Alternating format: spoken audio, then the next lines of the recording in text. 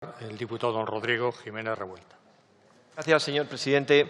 Señora ministra, muchas gracias por su comparecencia en el día de hoy. Permítame que mis primeras palabras sean de apoyo y solidaridad con mis compañeros Ignacio Garriga y Rocío de Mer por el ataque sufrido ayer en el Raval de Barcelona por las hordas totalitarias del independentismo y la extrema izquierda.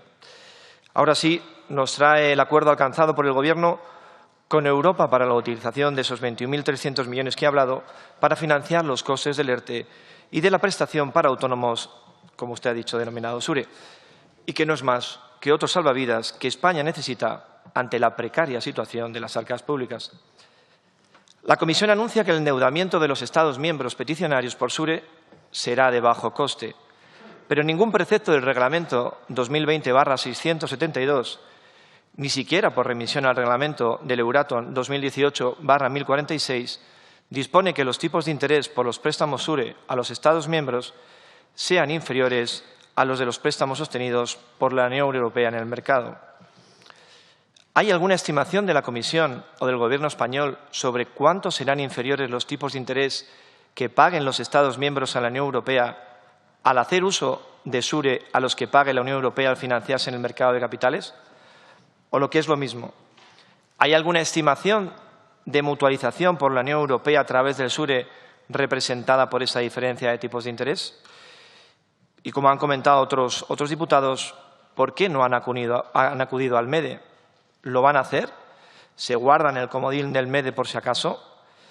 El director del MEDE, Klaus Regling, una de las principales razones que él dice a favor del uso del MEDE es que representaría un ahorro. Él cifra en unos 2.000 millones de ahorro de España durante 10 años. Incluso hasta el exprimer ministro italiano y presidente de la Comisión Europea, Romano Prodi, cree que Italia y España no pueden permitirse no utilizar unos fondos que son más baratos de lo que obtendrán en los mercados. Pero la realidad, señora ministra, es que España está en la UCI.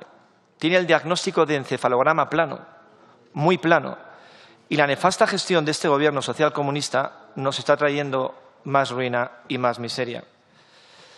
Desde aquellas palabras de Fernando Simón que todos recuerdan, el descoordinador de emergencias de sanidad que dijo: España no va a tener como mucho más allá de algún caso diagnosticado, pasando por las palabras de la ministra Calvo antes de la celebración del 8M, en las que le iba la vida en ello el acudir o no, o las de la ministra Irene Montero con el famoso jotía, no lo voy a decir, reconociendo la relación entre el 8M y el coronavirus. Y resulta que un informe de FDA refleja que si el confinamiento en España se hubiera producido una semana antes del 14 de marzo y no se hubiera celebrado el 8M, se habría evitado un 62% de casos menos, con la implicación directa que hubiera tenido en la economía y no digamos en los muertos. Esta es la realidad, señora ministra, y ni una sola dimisión. Su agenda ideológica y cultural por encima de los intereses de los españoles. Y España está al borde del precipicio con este Gobierno. Ahora hemos conocido los datos que muestran su nefasta gestión. España, en su punto álgido, justo antes del coronavirus, contaba con 19,3 millones de empleados. En su punto mínimo, en abril, se perdió 1 millón de empleos. Y los datos actuales señalan que el paro vuelve a subir. Pero ustedes dicen que se han recuperado 200.000 empleos. Eso quiere decir que no se ha recuperado el 80% de los empleos destruidos. Solo 1 de cada 5 empleos que se destruyeron se han podido recuperar, teniendo en cuenta, además, que hay 900.000 personas en situación de ERTE.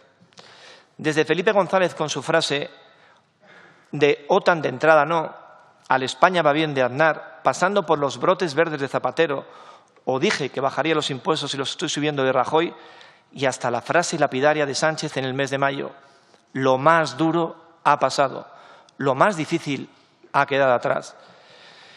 Son 40 años de bipartidismo que demuestran que ni España iba bien, ni había brotes verdes, ni lo peor ha pasado. Porque demuestran que durante esta alternancia en los distintos gobiernos las cosas no se hicieron bien, porque una economía que depende tanto del turismo y del sector servicios y tiene una influencia importante en su PIB, en procesos como el que estamos pasando de pandemia, supone una dependencia demasiado alta para nuestra economía.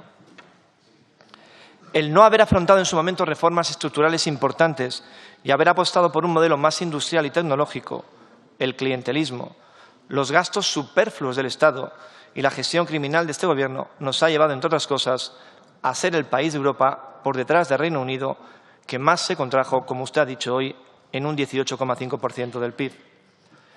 Pero es que, además del SURE, este pasado lunes comparecía la ministra de Hacienda, María Jesús Montero, que nos traía el acuerdo alcanzado por el Gobierno con la Federación Española de Municipios y Provincias para usar el dinero por el Gobierno del superávit de los ayuntamientos, y encima lo han presentado como un acuerdo bueno para ambas partes. Y lo que denota es que el Estado no tiene dinero, porque la ayuda europea de 140.000 millones, que no llegará hasta 2021, fue adornada con aplausos, saltándose las normas del aforo de la Cámara, siendo otro ejercicio más de vanidad y complacencia de este Ejecutivo. Y además me llega ahora por parte de empresarios que se están denegando los aplazamientos solicitados en mayo de los modelos de IVA e IRPF, habiéndose acogido al aplazamiento especial del COVID-19 que se pagaba en noviembre, sin superar el límite de los 30.000 euros, simplemente por motivos espurios. Señora Calviño, no tienen dinero y quienes van a pagar su nefasta gestión son las pequeñas y medianas empresas, como siempre. Y ahora, en agosto, 174.000 contagios más, un 344% más que en julio. Y el señor Sánchez dice que ha habido un relajamiento por parte de la ciudadanía de los niveles de protección y emergencia sanitaria. Y lo que sí ha habido por parte del Gobierno, de la miseria y la mentira criminal, son más muertos, más ruina, más inmigración y más inseguridad. Muchísimas gracias.